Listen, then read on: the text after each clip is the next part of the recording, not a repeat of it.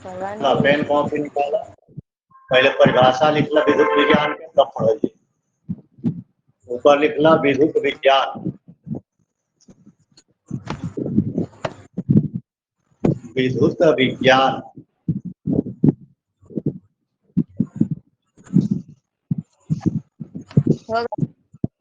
भौतिकी की वह शाखा, भौतिकी की वह शाखा जिसके अंतर्गत, भौतिकी की वह शाखा जिसके अंतर्गत आवेश के गुणों, जिसके अंतर्गत आवेश के गुणों एवं प्रभावों का, जिसके अंतर्गत आवेश के गुणों एवं प्रभावों का, गुणों एवं प्रभावों का अध्ययन किया जाता है, गुणों एवं प्रभावों का अध्ययन किया जाता है, उसे विद्युत विज्ञान कहते हैं। उसे विद्युत विज्ञान कहते हैं। भौतिकी की वह शाखा जिसके अंतर्गत आवेश के गुणों एवं प्रभावों का अध्ययन किया जाता है, उसे विद्युत विज्ञान कहते हैं। माने विद्युत विज्ञान में हमने के आवेश के अंदर जितना गुण होला, आवेश के जवन वातावरण में प्रभाव होला, ओकर अध्ययन करेंगे। अब विद्युत विज्ञान के बहुत बड़ ब्रांच बा, एक के दू भाग में हमने के पढ़े लिया। एगो के कहल जाला स्थिर विद्युत, के कहल जाला धारा विद्युत। तो 10 क्लास में मैट्रिक में धारा विद्युत नहीं कर, धारा विद्युत खाली पढ़े के बाद स्थिर विद्युत नहीं पढ़े। स्थिर विद्युत मिली जाके इंटर में 12 क्लास, तब वो परिभाषा लिख लीजा, नीचे लिखला पैराग्राफ चेंज। विद्युत विज्ञान को, विद्युत विज्ञान निम्नलिखित 2 वर्गों में, विद्युत विज्ञान को निम्नलिखित 2 वर्गों में विभाजित किया जाता है। विद्युत विज्ञान को निम्नलिखित 2 वर्गों में विभाजित किया जाता है। पहला, नीचे 1 नंबर, स्थिर विद्युत। स्थिर विद्युत विद्युत विज्ञान की वह शाखा, विद्युत विज्ञान की वह शाखा जिसके अंतर्गत, विद्युत विज्ञान की वह शाखा जिसके अंतर्गत आवेश के विरामावस्था की स्थिति में, आवेश के विरामावस्था की स्थिति में उसके गुणों एवं प्रभाव जाता है, जिसके अंतर्गत आवेशों के विरामावस्था की स्थिति में उसके गुणों एवं प्रभावों का अध्ययन किया जाता है, उसे स्थिर विद्युत कहते हैं। Electrostatics is the branch of electricity in which we study the properties and effects of charge at the position of rest. है ना? जब आवेश विरामावस्था में रही, गति ना करत रही, तब जौना गुण के, जौना प्रभाव के प्रदर्शन करी, ओकर अध्ययन हमनी के स्थिर विद्युत में करे जाला। अब आवेश तो ऊर्जा है, विद्युत ऊर्जा के आवेश कहल जाला। और सवेरे हमनी के लाइफ में पढ़नी जा प्रकाश विज्ञान में कि आवेश के आयतन द्रव्यमान ना होला, आकार आकृति रंग ना होला, तो विराम दाब की गतिमान बाई कैसे बुझाई? तो आवेश कुछ ना कर सकेला। आवेश चाहे ऊर्जा जब कोनो पदार्थ के अंदर जाला तो पदार्थ से काम करावेला। तो जब कोनो पदार्थ काम करी तो हमनी के बुझाई कि ओकरा में ऊर्जा बा, और जब कोनो पदार्थ काम ना करी तो बुझाई कि ऊर्जा नहीं के। अब कैसन काम करता है से पता चली कि ओकरा अंदर कैसन ऊर्जा। जैसे चारों ओर हमनी के आसपास के वस्तु के देखावता तो कहब जा कि प्रकाश ऊर्जा बा, छुअला पर ठंडा गरम लागता तो कहब जा कि उष्मा ऊर्जा बा। वैसे ही विद्युत ऊर्जा होला, विद्युत ऊर्जा के अपन गुण बा, ओकर प्रभाव बा, आगे चल के चैप्टर में हमनी के पूरा पढ़ब जा। तो वह आवेश जब कोनो ऐसा वस्तु में प्रवेश करी जवन विरामावस्था में रही, गति की अवस्था में ना रही, तो विरामावस्था के वस्तु के आवेश के कारण जवन गुण आ प्रभाव रही ओकरा के हमनी के स्थिर विद्युत में पढ़े नहीं जा। आवेशित वस्तु जब गतिमान हो जाई तो गति की अवस्था में हमने कह दिया कि आवेश भी आ गई। आवेश के गतिमान अवस्था में जवन ओकरा गुण अप्रभाव के अध्ययन हुई, ओकरा के धारा विद्युत में पढ़े लीजा। लिखला दूसरा धारा विद्युत, 2 नंबर धारा विद्युत। विद्युत विज्ञान की वह शाखा, विद्युत विज्ञान की वह शाखा जिसके अंतर्गत, विद्युत विज्ञान की वह शाखा जिसके अंतर्गत आवेशों के गति की अवस्था में,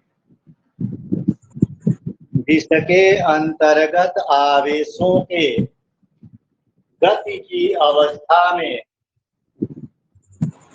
उसके गुणों एवं प्रभावों का, उसके गुणों एवं प्रभावों का अध्ययन किया जाता है, प्रभावों का अध्ययन किया जाता है, उसे धारा विद्युत कहते हैं, उसे धारा विद्युत कहते हैं। जैसे हई मार्कर बा, आई मार्कर पर आवेश बा, आई मार्कर बा विरामावस्था में गति नहीं के करत, तो विरामावस्था में आवेशित मार्कर अपना आसपास के वस्तु के पास जवन गुण प्रदर्शित करी, जवन प्रभाव दिखाई, वो गुण आ प्रभाव के अध्ययन हमने के स्थिर विद्युत में करब जा। यह मार्कर अगर चले लागल, गति में आ गई, तो आवेश भी एक में जौन बा वो गतिमान हो जाई।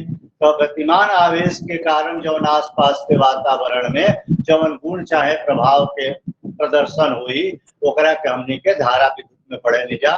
हमनी के 10th क्लास में खाली धारा विद्युत पढ़ब जा, स्थिर विद्युत नहीं के पढ़े। अब विद्युत विज्ञान के परिभाषा देख, चाहे धारा विद्युत के परिभाषा देख, चाहे स्थिर विद्युत के परिभाषा देख, सब में एक चीज कॉमन बा कि ओकरा में आवेश के गुण, आवेश के प्रभाव के हमनी के अध्ययन करें। अब समस्या ये बा कि जब तक आवेश ना जानब जा कि का हो, तब तक ओकर गुण आ प्रभाव भी ना बुझाई। तो आवेश तो केमिस्ट्री में भी बतावल हुई, 9 क्लास में भी क्या बतावल बा, आवेश किसे कहते हैं?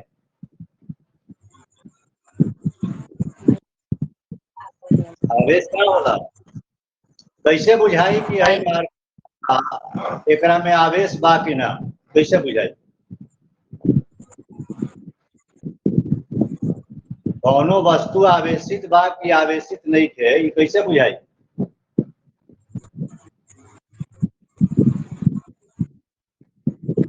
तो आवेश के वैसे तो बहुत सारा गुण बा, प्रभाव बा अलग अलग तरह के, बाकी ये वो मौलिक गुणों पर बा।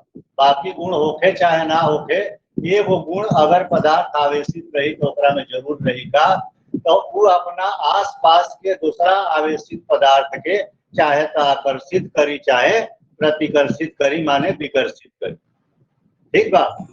तो किसी भी पदार्थ का वह गुण जिसके कारण वह किसी दूसरे पदार्थ को आकर्षित या प्रतिकर्षित करता है, उसे हम लोग आवेश कहते हैं। जब परिभाषा ना बुझाए कोनो पद के तो ओकरा मौलिक गुण के आधार पर ओकरा के परिभाषित करे के चाहिए। कोनो भी पदार्थ के ऐसन गुण जौना के कारण वो दूसरा पदार्थ के अपना ओर आकर्षित करेला, चाहे अपना से दूर प्रतिकर्षित करेला या विकर्षित करेला, वो आकर्षित चाहे प्रतिकर्षित करे वाला गुण के हमने के आवेश कहेंगे। तो नेक्स्ट टॉपिक लिख लो आवेश।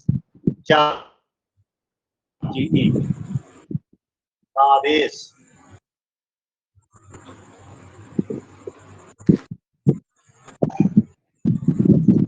किसी पदार्थ का वह गुण, किसी पदार्थ का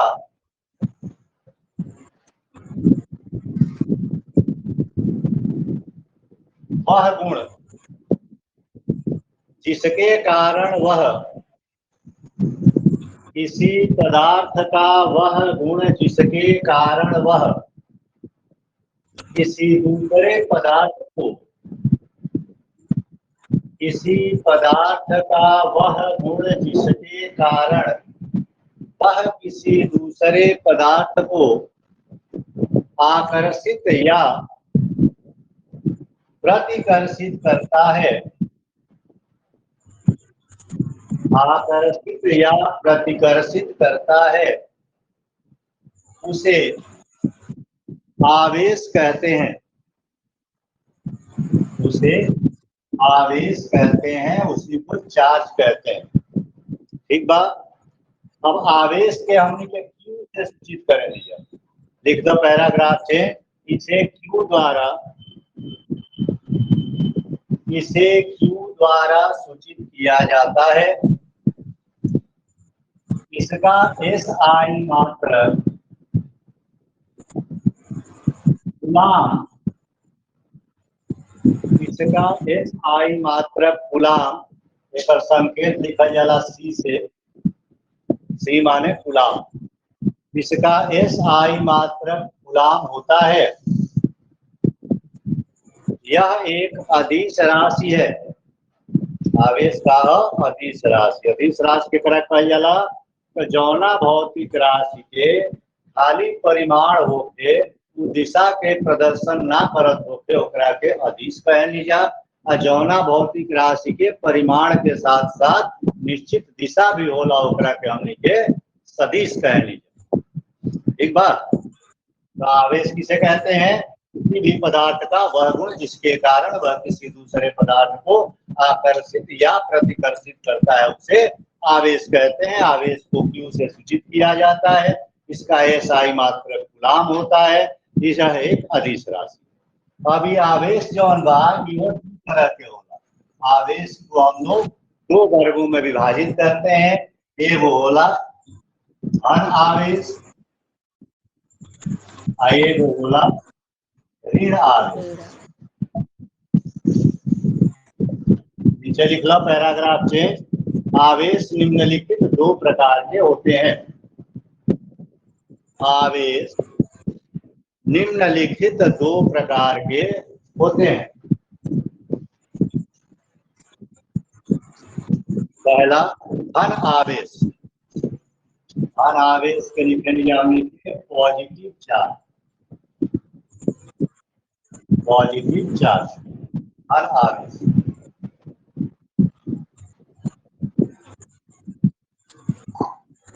अब धन आवेश की तरह कहल जाए भाई, तो 9th क्लास में पढ़े के रहे कि अदिश राशि के परिमाण माइनस में कबो ना होला। सदिश राशि के मान धनात्मक भी हो सकेला, ऋणात्मक भी हो सकेला, लेकिन अदिश के मान खाली धनात्मक होला, कभी ऋणात्मक ना होला। आवेश जौन बा अदिश राशि हो तो एक मान ऋण आवेश में तो ऋण आवेशित कैसे हो गई, ऋणात्मक कैसे हो गई भाई?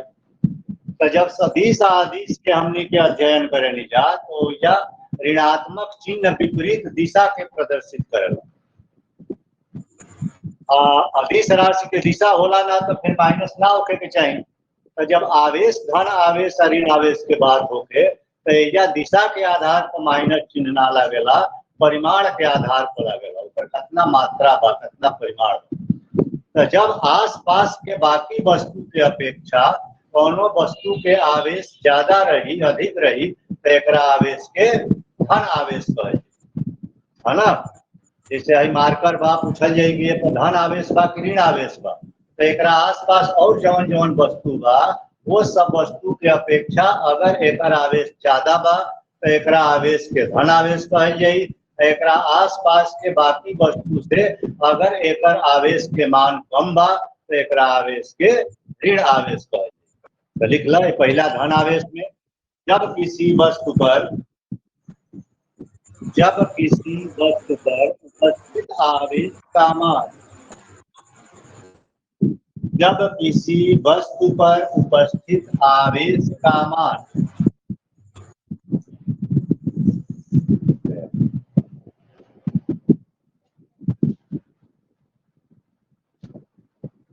जब किसी वस्तु पर उपस्थित आवेश का मान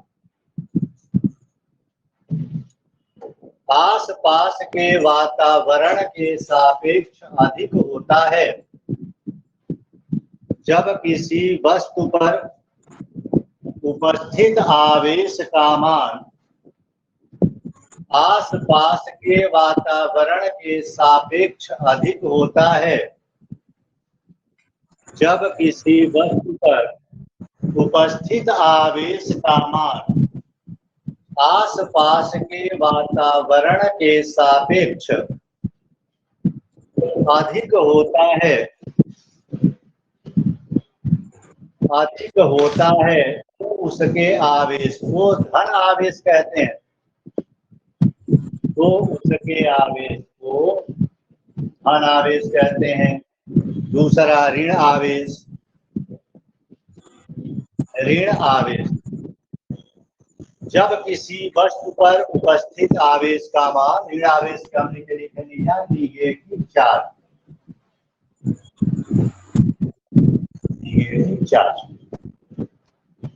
जब किसी वस्तु पर उपस्थित आवेश का मान आसपास के वातावरण के सापेक्ष कम होता है, आसपास के वातावरण के सापेक्ष कम होता है, तो उसके आवेश को ऋण आवेश कहते हैं। तो उसके आवेश को ऋण आवेश कहते हैं। आवेश किसे कहते हैं भाई? तो किसी भी पदार्थ का वह गुण जिसके कारण वह किसी दूसरे पदार्थ को आकर्षित या प्रतिकर्षित करता है, उसे आवेश कहते हैं।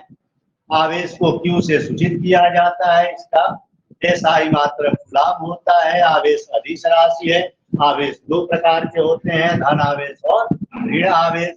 जब किसी वस्तु पर उपस्थित आवेश का मान आसपास के वातावरण के सापेक्ष अधिक होता है, तो उसके आवेश को धन आवेश कहते हैं। जब किसी वस्तु पर उपस्थित आवेश का मान आसपास के वातावरण के सापेक्ष कम होता है, तो उसके आवेश को ऋण आवेश कहते हैं। ठीक बात, अपना समझ में आवता? अच्छा जी। अब स्थिर विद्युत के कुछ नियम होला। क्या नियम होला भाई? तो अगर हमने के कोनो धन आवेश के नजदीक एगो धन आवेश के रखब जा, पॉजिटिव चार्ज के पास जब पॉजिटिव चार्ज के रखब जा, तो दोनों के गुण प्रकृति एक समान बा, ऐसे ही दोनों में दुश्मनी हो, जात जात के कबो पटेला ना, दोनों एक दूसरे को क्या करते हैं? प्रतिकर्षित करते हैं, दूर भगाते हैं। अगर एक ऋण आवेश के दूसरा ऋण आवेश के नजदीक रखब जा, तो दोनों के प्रकृति नेचर समान बा, ऐसे दोनों के बीच में प्रतिकर्षण हुई, दोनों एक दूसरा के दूर भगाई। बाकी अगर एगो धन आवेश के एगो ऋण आवेश के पास रखब जा, तो अलग अलग प्रकृति के बाद, दोनों विपरीत प्रकृति के बाद, ऐसे दोनों के बीच में आकर्षण हुई। कब दोगो आवेश एक दूसरा के दूर भगाई, प्रतिकर्षित करी, तो समान प्रकृति के आवेश हमेशा एक दूसरे को विकर्षित करते हैं या प्रतिकर्षित करते हैं, दूर भगाते हैं, और विपरीत प्रकृति के आवेश एक दूसरे को आकर्षित करते हैं, एक दूसरे को अपनी ओर खींचते हैं। ठीक है, नीचे लिखला स्थिर विद्युत के नियम। स्थिर विद्युत के नियम। बस 10 मिनट चलेगा क्लास, टेंशन नहीं लेना है। भूख लग गई होगी हमें पता है। स्थिर विद्युत के नियम। स्थिर विद्युत के निम्नलिखित दो नियम। स्थिर विद्युत के निम्नलिखित दो नियम हैं। नीचे 1 नंबर। पहला, समान प्रकृति के आवेश। समान प्रकृति के आवेश हमेशा एक दूसरे को विकर्षित। अच्छा लगा तो विकर्षित लिखा ना, तो विकर्षित भी लिख सकते। समान प्रकृति के आवेश हमेशा एक दूसरे को प्रतिकर्षित करते हैं, जबकि विपरीत प्रकृति के आवेश एक दूसरे को आकर्षित करते हैं।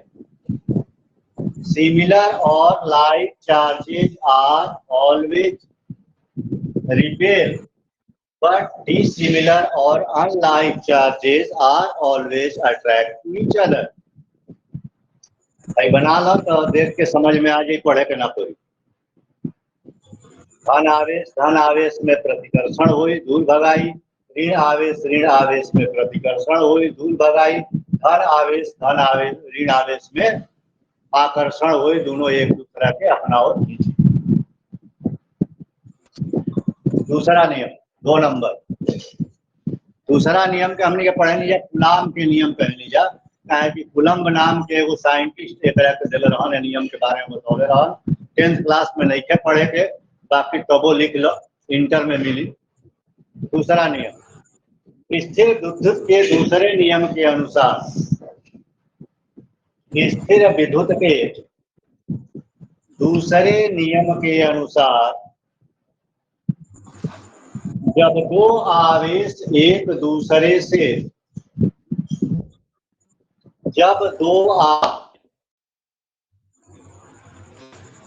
दूरी पर स्थित होते हैं, जब दो आवेश एक दूसरे से कुछ दूरी पर स्थित होते हैं,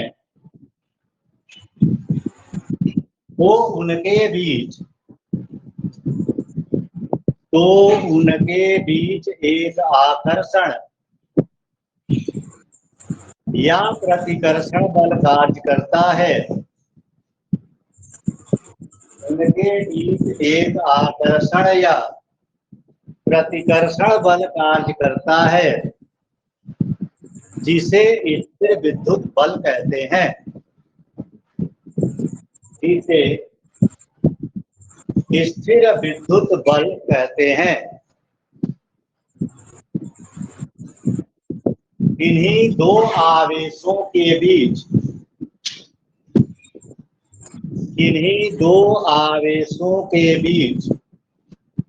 लगने वाले स्थिर विद्युत बल का मान, इन्हीं दो आवेशों के बीच लगने वाले विद्युत बल का मान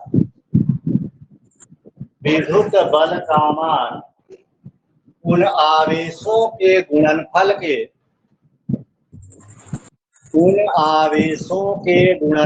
के समानुपाती तथा उनके बीच की दूरी के वर्ग के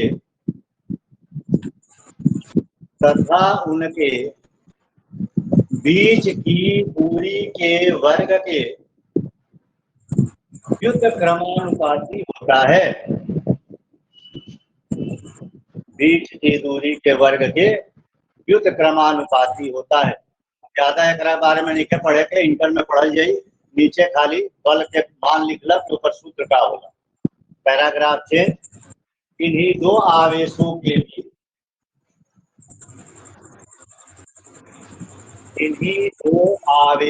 के बीच लगने वाले विद्युत बल का मान इन्हीं दो आवेशों के बीच लगने वाले विद्युत बल का मान, नीचे लिख लो,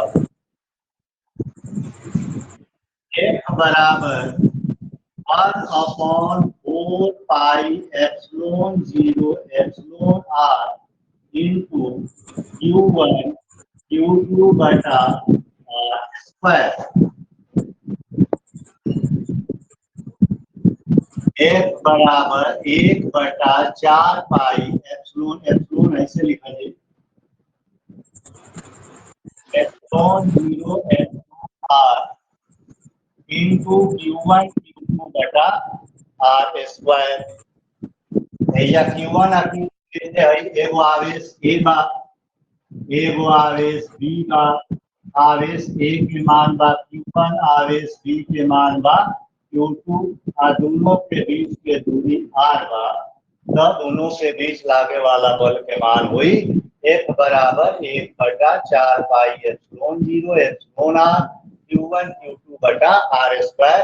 छोटा सा एगो फिगर बनाना तो समझ में कि Q1 Q2 r का हो।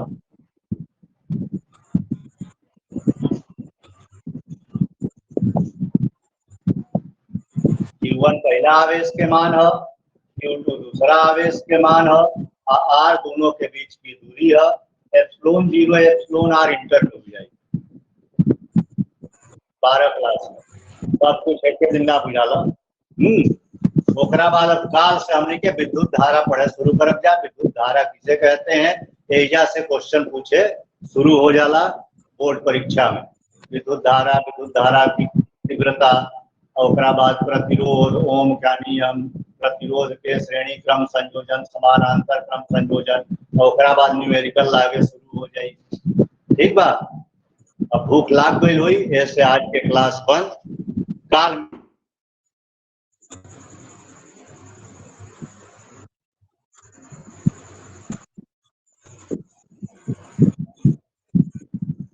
विधि के क्लास कई बजे से बा?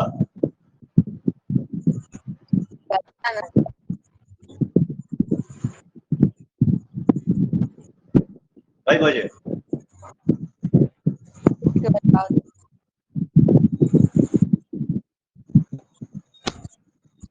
हाँ चल गई।